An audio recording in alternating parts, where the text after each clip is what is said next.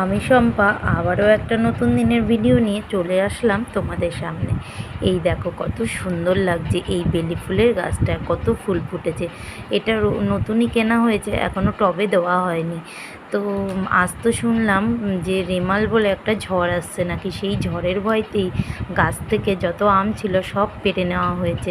তো সেই সময় আমি ভিডিও করতে পারিনি, একটু ব্যস্ত ছিলাম বলে। তারপরে এই আমের ভিডিও তোমাদের সাথে শেয়ার করলাম। তারপরে সোজা একেবারে তোমাদের নিয়ে চলে গেলাম আমার রান্নাঘরে। তো চলো আজ সানডে কি কি আসলো বাজারে সেটাই তোমাদের সাথে শেয়ার করি। আজ এসেছিল কাতলা মাছ আর এইদিকে চিকেন। সানডে মানে চিকেন তো হবেই, আর যেহেতু আমার বর মাটন খায় না তাই চিকেনটাই ম্যাক্সিমাম দিন হয়। তো চলো চিকেনটাকে আমি আজকে একটু টক দই আর হচ্ছে কি নুন, হলুদ, লঙ্কার গুঁড়ো, গোলমরিচ গুঁড়ো এগুলো দিয়ে ভালো করে ম্যারিনেট করে রেখে দিলাম কিছুক্ষণের জন্য।